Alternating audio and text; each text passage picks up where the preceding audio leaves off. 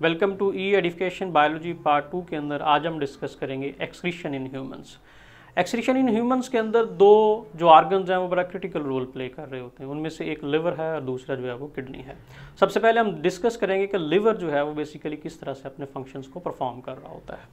अगर हम लीवर को डिस्कस करें तो लीवर बेसिकली एक सेंट्रल क्लीयरिंग हाउस है हमारी बॉडी का। सेंट्रल क्लीयरिंग हाउस के तौर पे एक्ट कर रहा होता है। और ये जब सेंट्रल क्लीयरिंग हाउस के तौर पे एक्ट करता है तो ये बेसिकली क्या करता है कि हमारी बॉडी के अंदर जो डिटॉक्सिफिकेशन का प्रोसीजर है, जो प्रोसेस है, उस डिटॉक्सिफिकेशन के प्रोसेस को डील कर रहा होता है।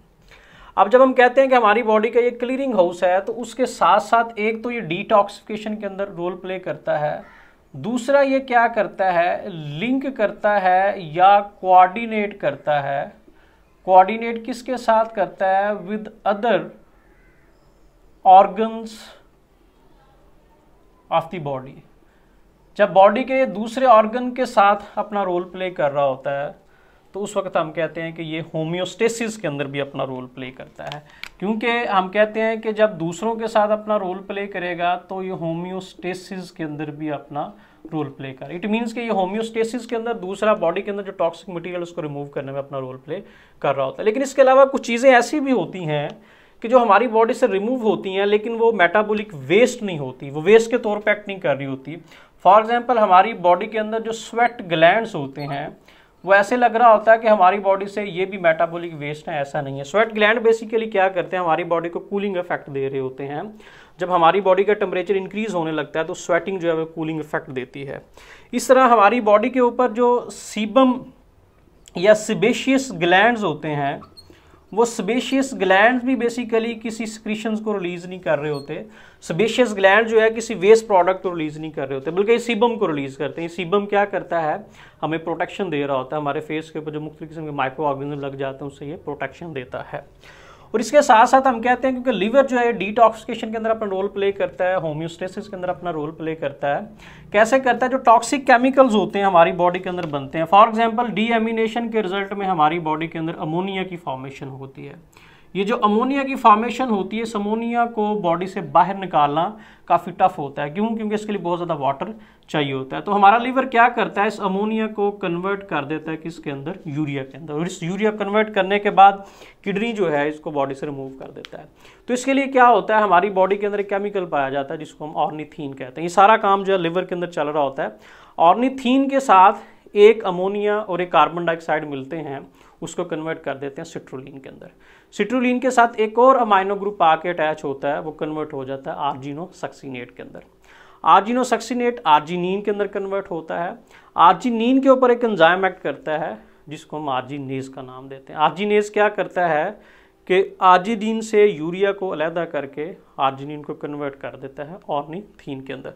तो इस तरह से यूरिया साइकिल जो है हमारी बॉडी के अंदर चल रहा होता है। अगर लीवर के हम दूसरे एसोसिएटेड फंक्शंस को देखें तो 5 मेजर फंक्शंस जो हैं वो यूरिया परफॉर्म कर रहा होता है। सबसे जो बड़ा फंक्शंस है हमारी बॉडी के अंदर लिवर परफॉर्म करता है वो सिंथेसिस करवाता है। मुख्तलिफ किस्म के जो केमिकल्स हैं उनकी सिंथेसिस करवा रहा होता है। इस सिंथेसिस के अंदर कौन कौन सी चीज़ें आ जाती हैं? इसके अंदर हमारे पास नाइट्रोजनस वेस्ट आ जाते हैं कि जो नाइट्रोजनस वेस्ट हैं उनकी सिंथेसिस के अंदर अपना रोल प्ले करता है। दूसरा, ये मुख्तलिफ किस्म की जो प्रोटीन्स हैं उन प्रोटीन्स की सिंथेसिस के अपना रोल प्ले करता है। तीसरा, ये मुख्तलिफ किस्म की जो फैट्स हमारी बॉडी के अंदर हैं, लिपिड्स हैं, उनकी फॉर्मेशन के अंदर अपना रोल प्ले कर रहा होता है। दूसरा जो मेजर फंक्शन है अगर हम देखें वो कौन सा है, वो इसका स्टोरेज का है कि मुख्तलिफ किस्म की जो चीज़ें हैं उनको ये स्टोर कर रहा होता है। अब स्टोरेज के अंदर ये किन किन चीज़ों को साथ लेके चलता है? एक तो ये स्टोरेज करता है किसकी? आयरन की। और आयरन वही है जो बेसिकली हीमोग्लोबिन को बनाने में यूज़ होगा। दूसरा, ये स्टोरेज करता है ग्लाइकोजन की। अगर तीसरा मेजर फंक्शन हम देखें कि कौन सा परफॉर्म करता है, वो कन्वर्जन का फंक्शन परफॉर्म कर रहा होता है। किन किन चीज़ों को ये किस में कन्वर्ट करता है? नॉर्मली हम कहते हैं कि ये अगर हमारे ब्लड के अंदर एक्सेस ग्लूकोज है, उस ग्लूकोज को इसने कन्वर्ट करना होता है ग्लाइकोजन के अंदर। इसी तरह जो लैक्टिक एसिड हमारे मसल्स के अंदर बन जाता है ड्यूरिंग एनारोबिक रेस्पिरेशन, उसको भी इसने कन्वर्ट करना होता है ग्लाइकोजन। अगर हमारे ब्लड के अंदर ग्लूकोज का लेवल कम हो गया है तो फिर ये क्या करता है, ग्लाइकोजन को कन्वर्ट कर देता है किसके अंदर, ग्लूकोज के अंदर। तो इस तरह कन्वर्जन के ये प्रोसेस जो है वो परफॉर्म कर रहा होता है। अगर हम देखें कि ये चौथा फंक्शन क्या परफॉर्म करता है, ये रिसाइकलिंग ऑफ मटेरियल भी कर रहा होता है, रिसाइकिल करने में हेल्प करता है। फिफ्थ फंक्शन ये क्या परफॉर्म करता है कि डिटॉक्सिफिकेशन के अंदर अपना रोल प्ले करता है। अब हम सिंथेसिस की तरफ आते हैं कि किन किन चीज़ों को ये बनाने में अपना रोल प्ले करता है। एक तो ये बनाता है यूरिया की फॉर्मेशन में अपना रोल प्ले करता है, यूरिक एसिड की फॉर्मेशन के अंदर अपना रोल प्ले करता है, और अमोनिया को बनाने में अपना रोल प्ले कर रहा होता है। अब ये वो चीज़ें हैं जो बेसिकली नाइट्रोजनस वेस्ट हैं जो टॉक्सिक इफेक्ट देंगे हमारी बॉडी के अंदर। इनके बनने के बाद बॉडी से रिमूवल होना ज़रूरी है।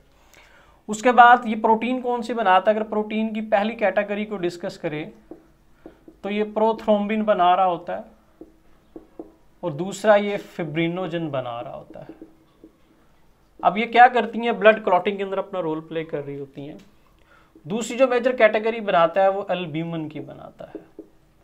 ये एल्ब्यूमिन क्या करता है कि हमारा जो ब्लड है उसका ऑस्मोटिक जो बैलेंस है, ऑस्मोटिक जो प्रेशर है उसको मेंटेन करने में अपना रोल प्ले कर रहा होता है। फैट के अंदर ये मुख्तलिफ किस्म के कंपोनेंट बना रहा होता है। यहाँ पे ये लिपिड्स की फॉर्मेशन करता है, ये कोलेस्ट्रॉल की फॉर्मेशन जो है वो कर रहा होता है। तो ये चीज़ें बेसिकली क्या करती हैं, ये फास्फोलिपिड वगैरह बना रहा होता है जो कि सेल मेम्ब्रेन का एसेंशियल कंपोनेंट होता है। कोलेस्ट्रॉल जो है ये एनिमल सेल के अंदर सेल मेम्ब्रेन जो है उसके स्ट्रक्चर को मेंटेन करने में बड़ा अहम रोल प्ले कर रही होती है।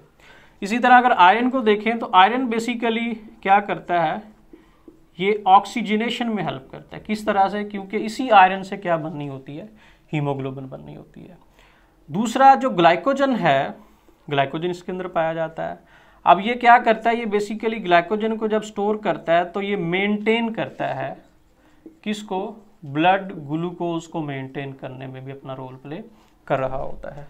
कन्वर्जन की बात करते हैं, जब जैसे हमारे ब्लड के अंदर ग्लूकोज का लेवल इंक्रीज होता है तो फ़ौरन जो ज़्यादा ग्लूकोज होती है उसको ग्लाइकोजन के अंदर कन्वर्ट किया जाता है। इसी तरह एनारोबिक रेस्पिरेशन के रिजल्ट में जो लैक्टिक एसिड बनता है तो उसको अल्टीमेटली ग्लाइकोजन के अंदर कन्वर्ट करना होता है, ये लिवर के अंदर हो रहा होता है।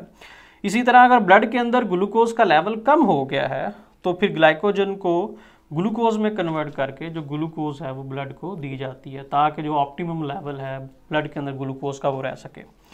उसके अंदर रिसाइकलिंग देखें, रेड ब्लड सेल जो है जो 120 डेज के बाद उनकी डेथ होनी होती है, तो उस वक्त उसमें से जो आयरन वगैरह होता है उसको ये दोबारा रीयूज़ कर सकता है, रिसाइकलिंग कहता है। डिटॉक्सिफिकेशन जैसे कि हम पहले डिस्कस करते हैं, मुख्तलिफ जो ड्रग्स होती हैं, जो ड्रग एडिटिव्स होते हैं, वो टॉक्सिक मटीरियल टॉक्सिक इफेक्ट देते हैं हमारी बॉडी के अंदर, तो इन्होंने क्या करना होता है, उसको डिटॉक्सीफाई करना होता है। तो ये वे मेजर फंक्शंस हैं जो हमारा लिवर परफॉर्म कर रहा होता है। Thank you very much. अल्लाह हाफिज़।